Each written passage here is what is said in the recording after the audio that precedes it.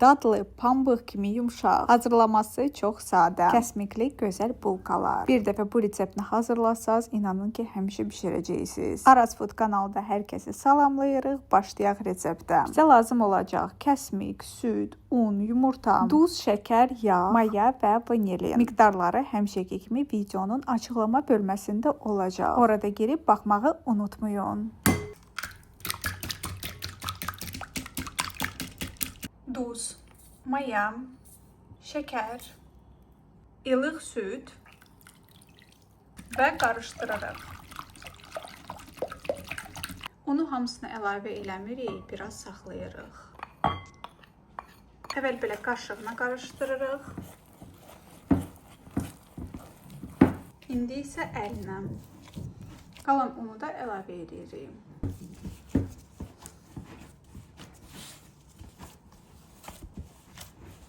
Əvvəlcədən otaq temperaturunda yumşaldılmış kərə yağı xəmirimizə əlavə edirik. Bu arada kərə yağı adi duru yağına da əvəz edə bilərsiniz.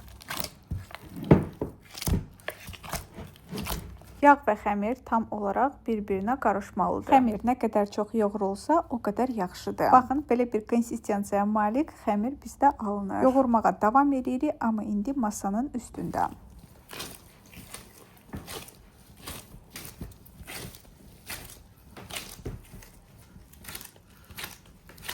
Xəmiri kündələyib yerləşdiririk qabımıza. Üstünü streçləyib gözləyirik xəmirin mayalanmasını. Mayalanma vaxtı otaq temperaturundan asılıdır.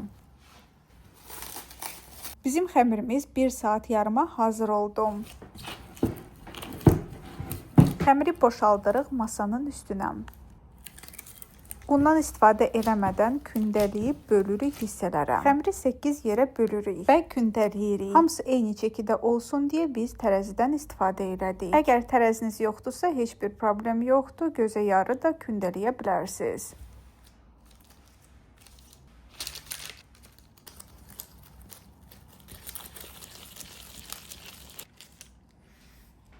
Üstünü dəsmalına örtüb qoyuruq 1-20 dəqiqə dincəlməyə.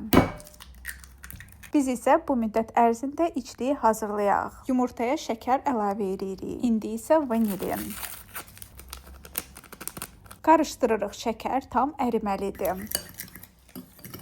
İndi isə kəsmik və yenə də qarışdırırıq. Bizim kəsmik yağlıdır. Əgər sizin kəsmik quru və yağsızdırsa, ya yağlı qaymaq, ya da ki kərə yağı qatmaq lazımdır. İçliyə zövqə görə kişmiş və yaxud gilə meyvədən qata bilərsiniz.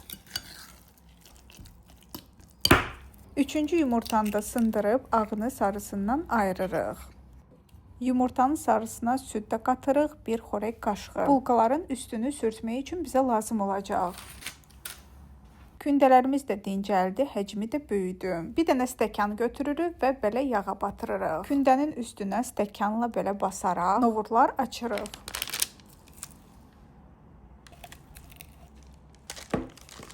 Bəziləri hətta təkrar basırıq ki, kəsmik çox yerləşsin və bulqalar daha dadlı alınsın. Öncədən hazırladığımız yumurta məhlulu bulqaların üstünə sürtürük və bulqaları kəsmiklə doldururuq. 180 dərəcəyə qızdırılmış sobaya göndəririk bulqalarımızı. Bizim sobada bulqalar 20 dəqiqə ərzində hazır oldu. Həm üstü, həm də ki altı gördüyünüz kimi pişdi. Bəh-bəh yumşaq pambıq kimidir. Hələ dadı aləm. Axşamdan da xəmiri yoğurub səhər də hazırlamaq olar. Amma belə eləməyi planlaşdırırsınızsa süd soyuq olmalıdır. Mayanın miqdarı isə biraz azalmalıdır. Əslində axşamdan hazırlayıb xəmirini səhər bulqaları hazırlayıb zavtrakda təqdim eləmək daha gözəl olardı. Üstündən şəkər pudranı da əlavə elədik. Oldu aləm. Mütləq sınayın. Bu qəşəng stəkanlarımızda çay süzürük. 50 manat pul vermişəm bunlara.